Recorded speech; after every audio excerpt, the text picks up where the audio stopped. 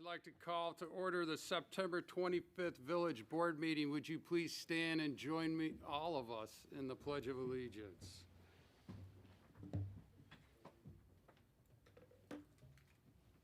Pledge allegiance to the flag of the United States of America and to the republic for which it stands, one nation, under God, indivisible, with liberty and justice for all.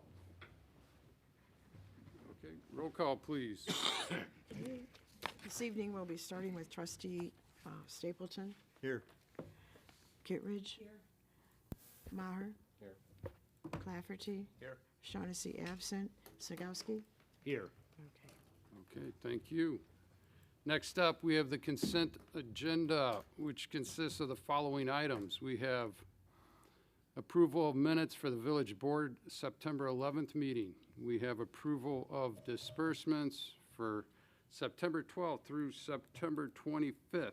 We have an ordinance O-41-23, amending section 5.04.060 for classes of licenses and license fees of Chapter 5.04, liquor licenses of Title V, business licenses and regulations of the Village Code of the Village of Lamont, creating a Class F. We have an ordinance O-42-23, amending the Lamont Municipal Code, Chapter 4.04, Section 5.04.060 for alcoholic beverages, increasing the number of Class F liquor licenses. We have a resolution, R-52-23, to approve extension of audit services contract for Baker Tilly. We have a resolution, R-53-23, for purchase of copiers at village facilities and a 5-year annual maintenance agreement. We have a resolution, R-54-23, to accept planning technical assistance services delivered in the Village of Lamont. We have R-55-23, approving the proposal from Artistic Holiday Designs. I just want to double check one thing. It looks like we have R-52-53. No, that is correct. Okay, we're in good shape. So I need a motion, please. So moved. Second. Okay, we have a motion by Trustee Snagowski, seconded by Trustee McClafferty to approve the consent agenda. Do we have any questions or comments? Roll call, please. Stapleton. Yes. Kittredge. Yes. Maher. Yes. McClafferty. Yes. Shaughnessy absent. Snagowski. Yes. Okay, motion approved.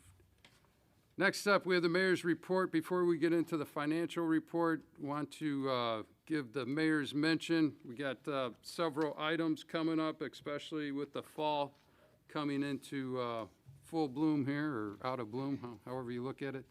The Lamont Farmers Market is tomorrow from 4 to 7 p.m. and every Tuesday evening through October 17th in the Village Green Park at 322 Main Street, just west of Pollyanna Social. This is becoming quite a cozy place, they say, to visit with live music, new string lighting in the park, food and vendors. You can enjoy a relaxing evening at the Lamont Farmers Market. So please visit them and check their Facebook page out for more information. Also, Metra is offering special Saturday service on the Heritage Corridor line through October 14th, giving Chicago area residents opportunities to explore the bike and running paths, events, crafts, brewery, restaurant, and vibrant communities along the historic Heritage Corridor line. The trains are equipped with Metra's new bike cars to carry extra bikes. This also offers the opportunity for residents to ride the Metra from Lamont to Chicago. Full schedules can be viewed at metra.com. Next up, the Lamont Fire Protection District will hold their annual open house on Saturday, September 30th from 11 a.m. to 2 p.m. at the Fire Station Number 1 located at 15900 New Avenue. There will be many demonstrations and kids' activities. Visit their Facebook page at Lamont Fire Protection District. Fall on Canal Market is on Sunday, October 1st, from 9 a.m. to 3 p.m., which is on Canal Street. This popular outdoor market is in downtown Lamont, features local vintage peddlers and handmade artists. Bring your friends and family along for shopping, food, and live music.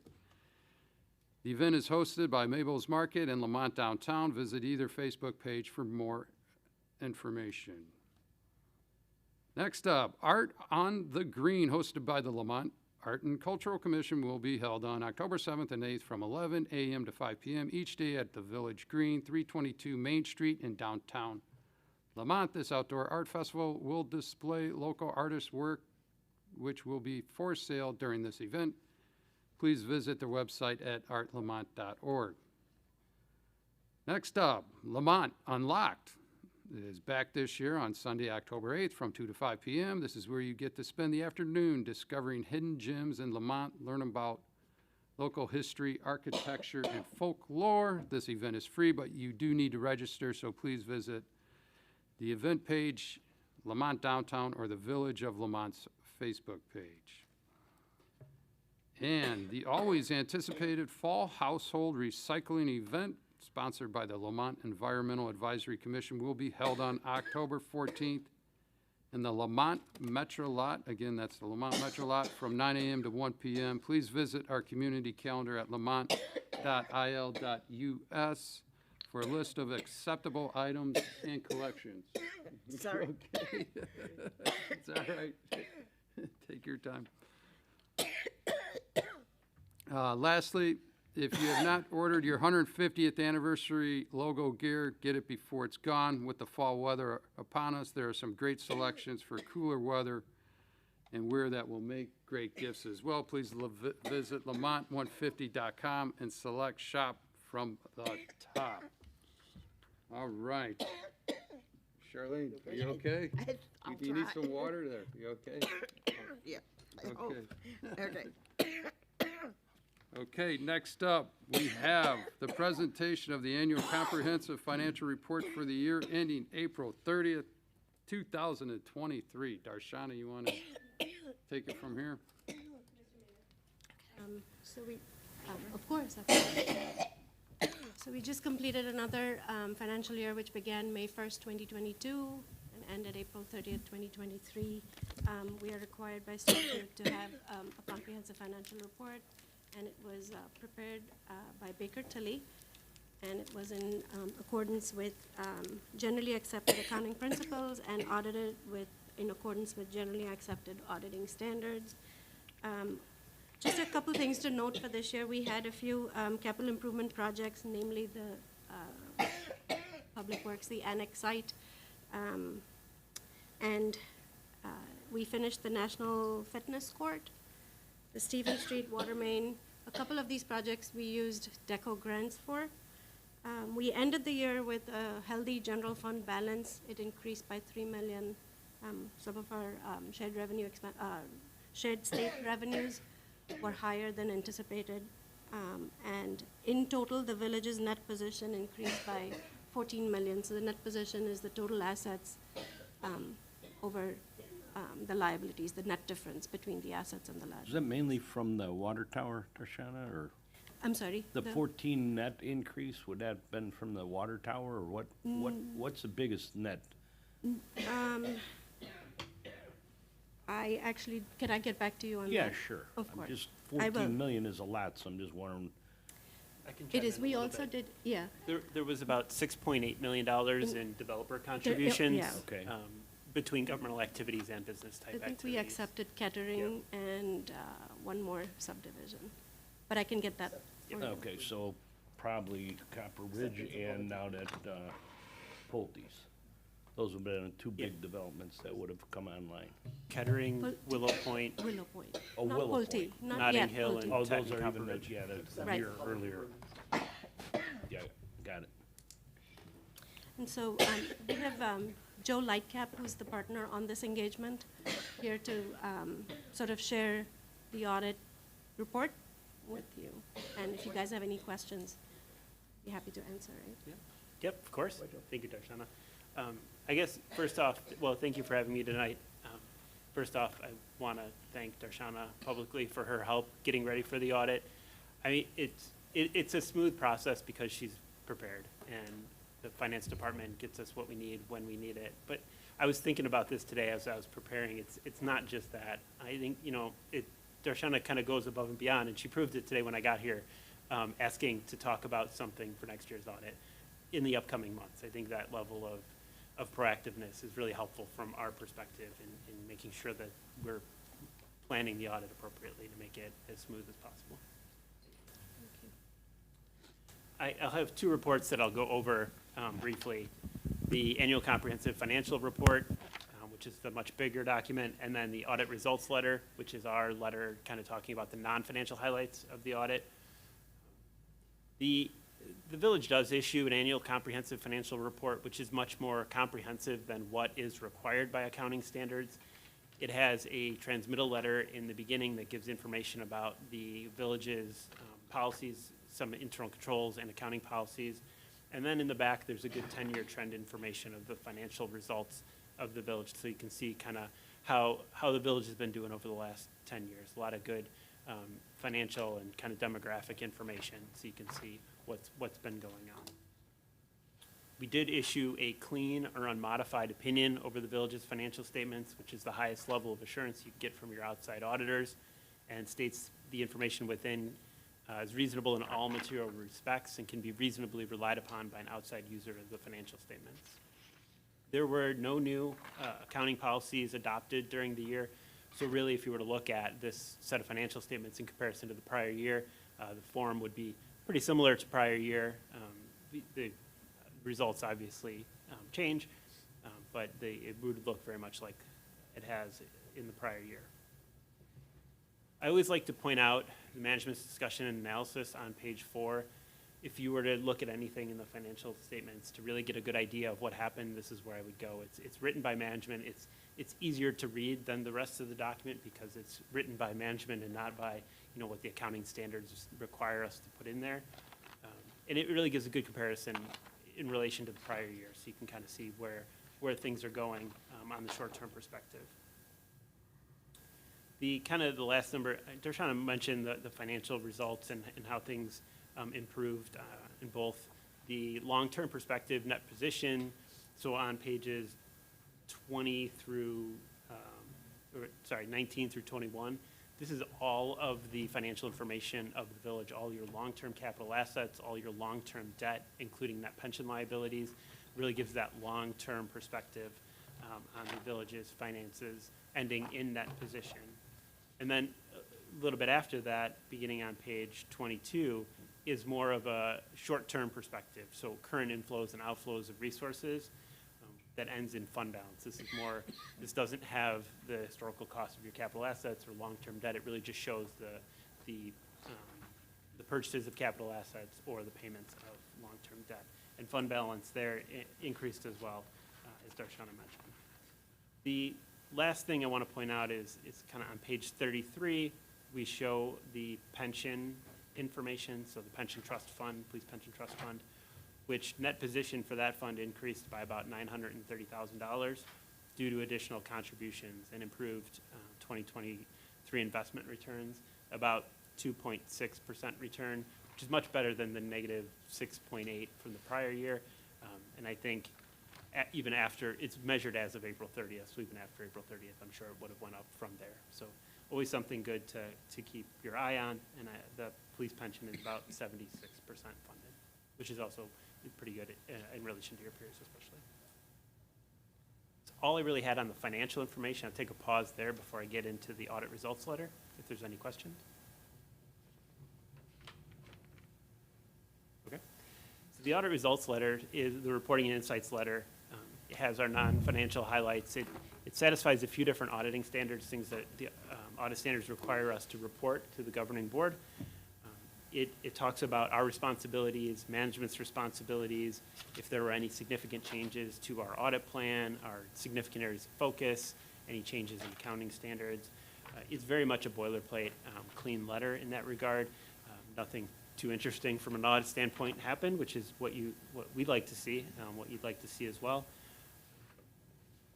Also, we look at internal controls and related to plan our audit, so the nature, timing, and extent of our procedures. We don't provide an opinion on internal controls, but if something were to come up to our attention that we felt the board should know about, that could potentially, if there was a weakness, could lead to a material misstatement of the financial statements, or just something we feel like is important enough for you to know about, we would put that in this letter. Again, thankfully, I'm happy to report that there are no internal control-related matters to report. Finally, the last couple of pages talk about two-way communication regarding your audit. We work with Darshana and her team to perform the audit, but we ultimately work for the board. Should you ever have any questions or concerns throughout the year, there's some bullet points in that letter to kind of give you some thoughts on what could potentially we could discuss. And then my contact information is on the first page of this report. My email and my phone number, should you ever have any questions throughout the year. Doesn't need to wait till audit time or our presentation. It can be whenever you have the question. I guess with that, I'll open it up to any questions on that letter or anything else. I got just a comment. Darshana, congrats again on receiving, I see the certificate of achievement again. That'll be about, what, the 14th year in a row or something like that. My question on it, though, is this a trophy everybody gets, or where do we stand relative to other villages? If you go for the award, if you prepare the comprehensive document and you follow the standards, generally you're going to get the award. With Darshana's looking at it and preparing information for those requirements, the requirements are really well laid out. Right. You kind of really gotta mess it up to not get it. But still, the effort to put it together. Correct inputs in order to achieve it. Yeah, and I would say, and I don't know the numbers on who actually tries to do it versus who doesn't. It's a pretty popular thing to do in Illinois, but it's still not everyone does it, or not everyone has the willingness or the patience to go through the process. Okay, that was my question. I don't know the relevance of getting it, other than I know it's extra work on your part to do it, and I know we've achieved it for, like I said, I think 14 years in a row, so thank you, good work.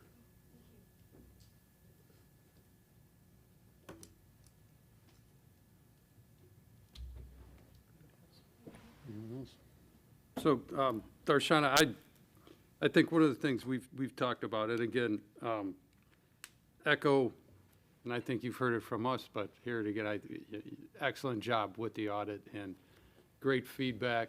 And of course, and I know I talk individually, I'm interviewed by the, for this audit to make sure everything, runs smoothly. They always want to talk to various board members and the mayor. And again, that's kind of my background, being, CFO, finance, whatever. Do a great job, always well prepared. And, any type of questions, you're always, you get back to us, so I appreciate that as well. So I do have one question, and this is kind of more of a detail one, but it goes in line kind of with what we were talking about, like on page 109, and I think, Rick, you kind of brought this up as well. It's like when we start talking about, needing various funding, especially related to our, our waterworks and our, our sewer-related business function.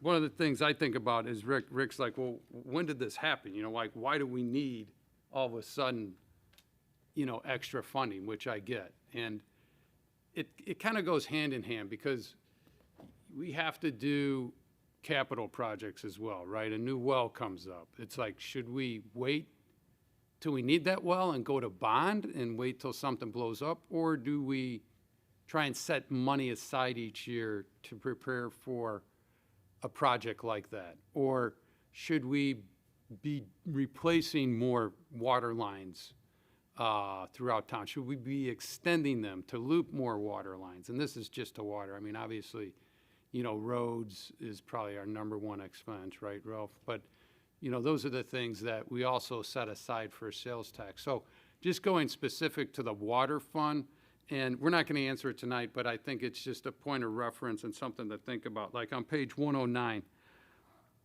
there is a change in net position. Basically, you know, if you go down about 10 lines, you see business-type activities. Our business-type funds are, obviously includes our water work and sewer. But it gives like a good snapshot, at least like a 10-year snapshot of what our water and sewer revenues were versus water and sewer expenses, which is, you know, probably about 2/3 of the way down. And we're not going to go line item by line item, but I mean, these are the things I'd like to, you know, have a follow-up conversation with you and maybe talk, you know, higher level with the board, like what are in these line items, you know, because some of these in several years, expenses exceeded revenues, right? And, you know, would like to know what type of capital projects are in these expenses and what other noise is in this. And because this is going to set the stage when we have our next water discussion, which we need to schedule at the board level as well. So anyway, let's take a look at that and let's maybe see, because you can't look at everything individually, because then you have to look at the general fund, and, you know, pensions used to be funded at $300,000 a year. Now they're being funded at $1.3 million a year. You know, inflation has gone up. I mean, these are the things that, you know, yes, have revenues gone up? Yes, but what have expenses, you know, have done as well? And just want to get a better, you know, and it's probably more of a cash flow issue than it is, you know, revenues and expenses. But I think those are the issues we need to discuss a little bit more. And also, what is our, you know, outflow has been on debt as well, because, you know, debt was going up significantly, you know, post the first bubble, right? You know, back in 2008, 2009. So anyway, let's maybe set aside some time for that and try and stay high level, especially when we bring it back to the board. But I think it will kind of paint, you know, a better financial picture. Like, you know, this hasn't all of a sudden, you know, happened, or maybe there are some gotchas that are just happening right now. So, okay, thank you. All right, any other questions or comments? I did see a note, it's 16 years in a row, not 14, so congrats. All right. Okay, well, thanks again, appreciate it. Thank you. Have a good rest of your night. You too. Thanks. Okay. All right, so that is it for the mayor's report. Next up, we have the clerk's report, Charlene. The first item I have this evening is an ordinance. It would be O-43-23. And this is establishing and adding Title III revenue and finance to the village code, in the village of Lamont, of course. And this is actually the local motor fuel tax. Okay. All right, need a motion, please. So move. Second? Okay, we have a motion by trustee Stapleton, seconded by trustee Snagowski to approve the said ordinance. George, you going to take Yeah. this? Thank you, Mr. Mayor. The Illinois State Legislature in July, in 2020, effective July 1st, passed by Public Act 101-0604, amended the Illinois Municipal Code, allowing municipalities in Cook County to impose a motor fuel tax, limit of 3 cents per gallon, which must be imposed in 1 cent increments on the sale of motor fuel tax within the village limits. And at that time, the village chose not to implement the tax within the village limits. I think at the time we discussed with the board to wait for the villages on the eastern side of town, the village's fourth fuel station to come on board, which is on target to open its doors probably first or second quarter, Mike, I believe, the Gas and Wash, April of 2024. I will say that when the act got put into place in 2020, about 30, at least 30 communities in Cook County implemented the tax right away. Another 3 or 4 communities the year after implemented, including several communities in and near Lamont. The tax would be collected by the state treasurer, so that's good news. versus collected locally. So the tax would be collected by the state, remitted to the village. There is a small administrative fee collected by the state, which was implemented a few years back, I believe 2%, similar to other taxes. The state started that process, I believe, around 2020 as well. The tax could be rescinded at any point. There's 2 times a year that the village can implement this tax, and if it implements it today, it'll be filed with the county by October 1st. It must be by October 1st, and implemented by January 1st. I will say, you know, a non-home rule tax is, we are only allowed to assess and implement taxes. We talk about this come, you know, budget time. Only taxes or fees that are expressly allowed by the state legislature. So these don't come about very often. We're very limited on what we can assess. The state opened this up when they were passing other opportunities for you know, road improvement revenues. So the state did allow non-home rules in Cook County to raise revenue for infrastructure needs. And obviously, you know, Ralph, I'll put you on the spot. I mean, clearly the village does have significant infrastructure needs. We talked about earlier today, road, sidewalks. This revenue must be earmarked for infrastructure. You know, recommended, we talked about this at the COW last week, to implement this tax, and it would be effective January 1st. So, turn it over to you, Mr. Mayor. Thanks, George. All right, any other questions or comments? All right, roll call, please. Stapleton, Yes. Kittredge. Maher, Yes. McClafferty, Yes. Shaughnessy absent, Snegowski. Yes. Okay, motion approved. The next item under my report this evening is a resolution, and this would be R-56-23. And this is the approving of award of a contract for 2023 for the sidewalk improvement program. Okay, need a motion, please. Second. Okay, motion by trustee Kittredge, seconded by trustee Maher. Ralph, you want to take this? Yes, sir. Thank you, Mr. Mayor. This is a resolution for our sidewalk replacement program in 2023. We had 5 bids come in for this project. There are nearly 100 different locations that will be replacing sidewalk at. Some of these sidewalks are hazardous, called in by residents. A majority of them are. But 5 bids, which is excellent for us. J&J Newell was the low bidder at $146,227.50. So that is staff's recommendation, is to award the contract to J&J Newell at $146,227.50. Thank you, Ralph. Any questions, comments? Just one quick question. When will they start working? I'm hoping mid-October, and I'm hoping they're wrapping up by Thanksgiving.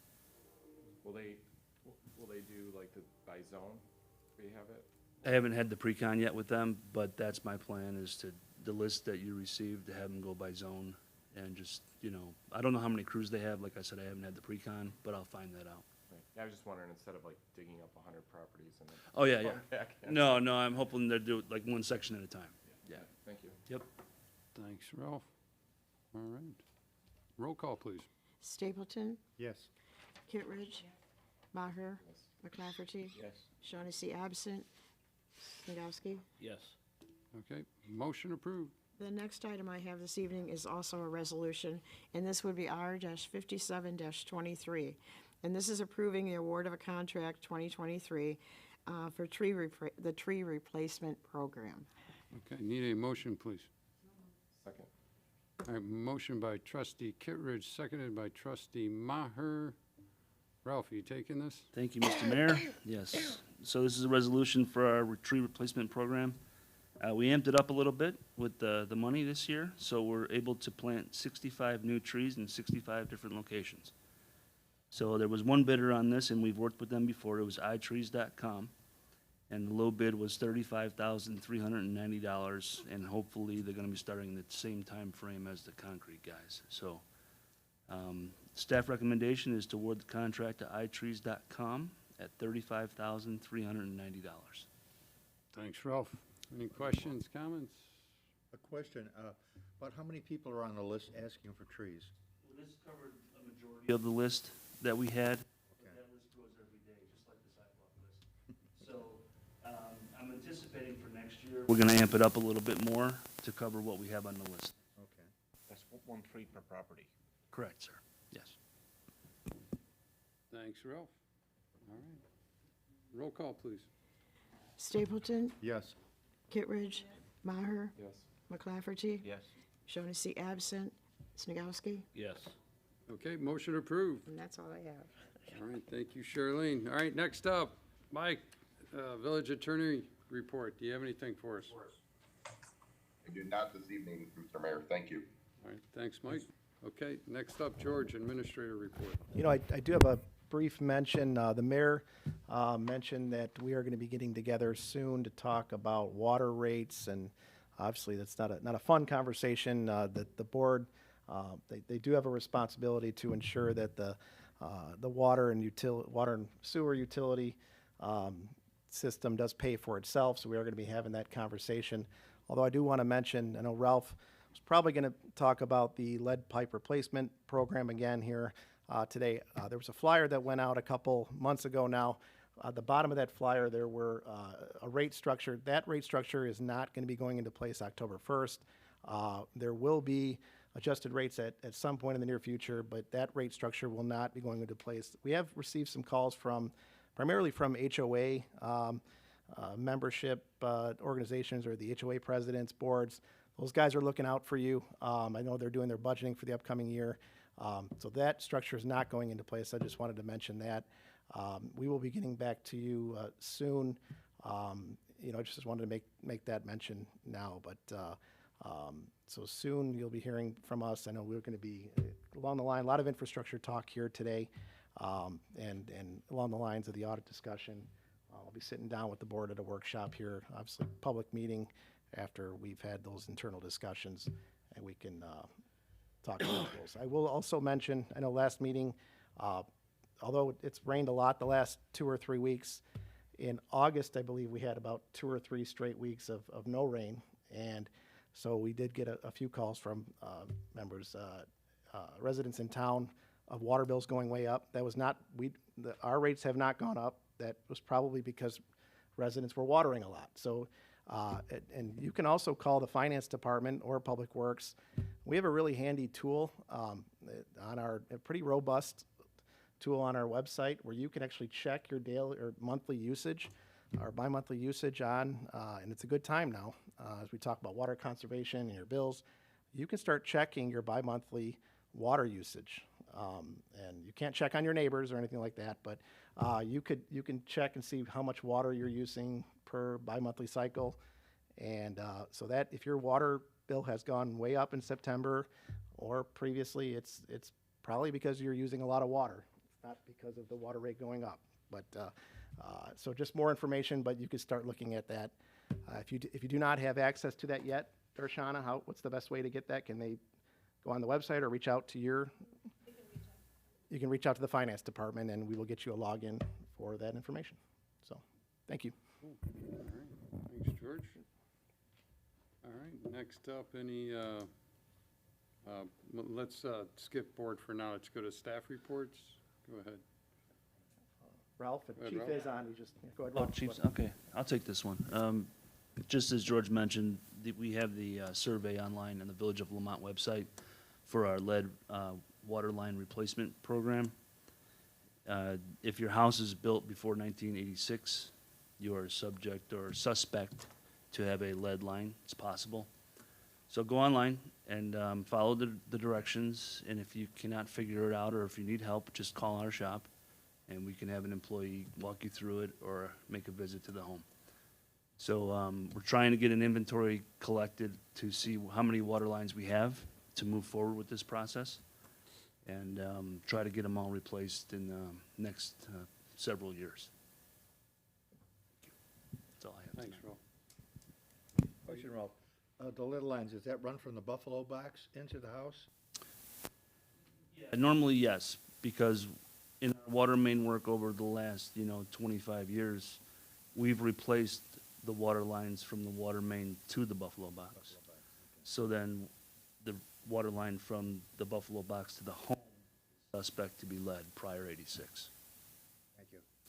And, good point, Ron, and just to follow up on it, that's what the directions are online in order to test, right? It's Correct. It's not necessarily the water lines running in the house, it's the line to the house that just comes in. Yes, the service line, yes. Service line, got it. Yes. Okay. All right. Darshana, do you have anything? Okay, Chief? And I think Chief had something. Good. Chief, you online there? No, nothing tonight. Thank you, Mayor. Okay. Thank you. Thank you. All right. So that takes it care of staff reports. Any board reports? Unfinished new business? Okay, all right. George, audience All right. participation. Well, now's the time of the meeting. If anybody has any audience comments for the board, now's your time. You can come up to the podium and you'll have 3 minutes and you can come and speak. Nothing for us tonight? Okay. No comments for Ralph? No? No? All right. Just, all right. I'm waiting until he gets a mortgage. All right. At the CVS building? All right, I like it. Okay. You gotta get the Halloween store out of there first, right? So, all right, thank you. That's it, Mr. Mayor. Okay, so with that being said, no executive session, correct? Okay, with that being said, close to 7:10 here, we're going to need a motion to adjourn. So move.